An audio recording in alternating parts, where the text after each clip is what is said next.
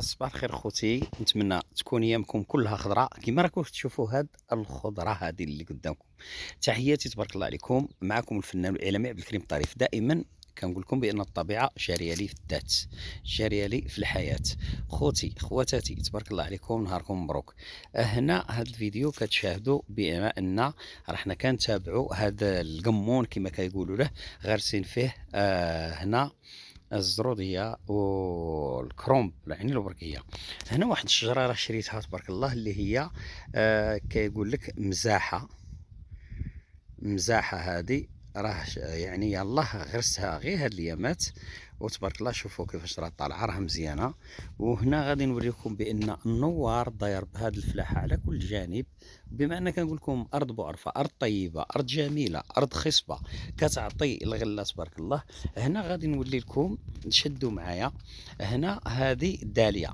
الداليه شكون اللي كيعرف الداليه؟ هاد الداليه فينا، لان هذه يلا حتى هي راها مغروسه، عاد غادي يطلع ان شاء الله، ونتمناو باش يكون الخير. هذاك فول، الكرومب كذلك. المهم حنا راه كنوريوكم المناظر اللي هي جميله، والطبيعه الطبيعه.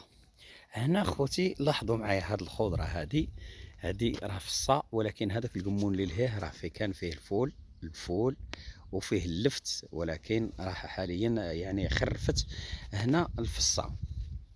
شاهدوا معايا هاد المناظر الجميله ديال هاد اللي راني كنوريكم، لان الانسان الا كان مع الطبيعه دائما كيكون مزيان.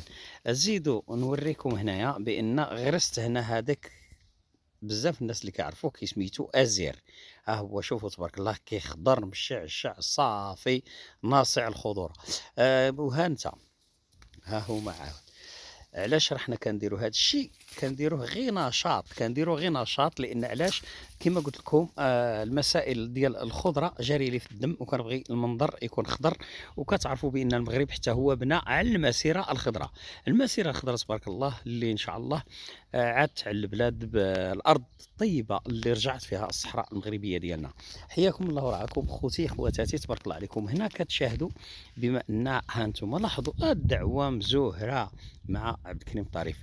المهم هنايا شاهدوا معنا هاد الزير تبارك الله شحال كبر، لان هنا لقى الظل. هنا هذه بزاف الناس اللي كيعرفوها الشيبه، قال له الشيبه كدير غريبه الحبيبه. المهم ها الشيبه فينا تبارك الله حتى هي طلعت اخرى معاكم. دائما كنزيدوا هنايا. شاهدوا معنا هذه عاوتاني الشجره، ها هي شجره اللي مازال غتعطي الثمار ديالها. هذه راها خوخه، خوخ، شجر ديال الخوخ. هذا هو الورق ديالو كيشبه للوز. زياده على ذلك ازير هنا غارسين، ها هو مازال ما طلع، هذا عاد جديد.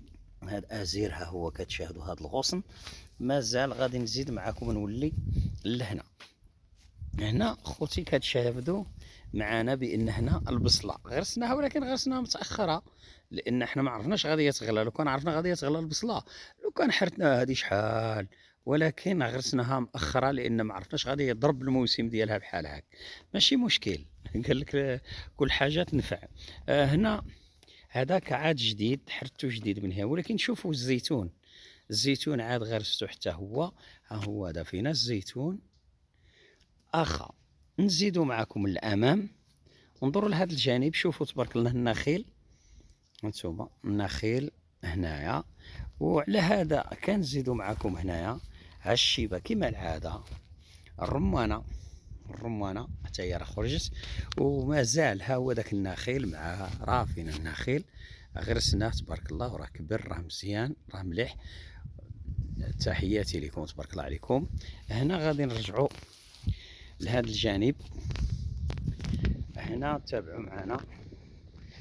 هانتوما شوفوا تبارك الله الورد، الورد فين ما مشيت الورد، ولكن يعني راني مع الصباح الباكر درك باش ما تشدش هذا الورد هذا. انا مع الصباح الباكر، لان علاش؟ مازال ما تفتحش درك حاليا، لان واحد شويه غادي يتفتح. هنا هذا هو الصنوبر، شجر الصنوبر عاد غرستهم حتى هما مساكن راهم عاد طالعين.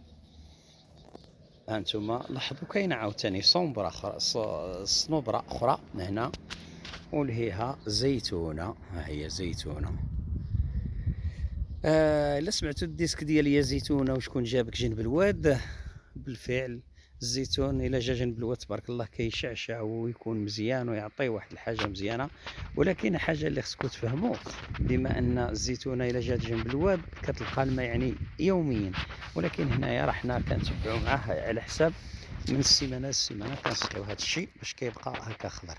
تبارك الله عليكم وحياكم الله ورعاكم مع الفنان والإعلامي عبد الكريم طريف اللي دار لكم هذا المقطع هذا. حياكم الله ورعاكم، تابعوا معنا هذه الخضرة ها انتم شوفوا، خضروا عينيكم خضروا عينيكم خوتي. تبارك الله عليكم، تحياتي، تبارك الله عليكم، الله يحفظكم.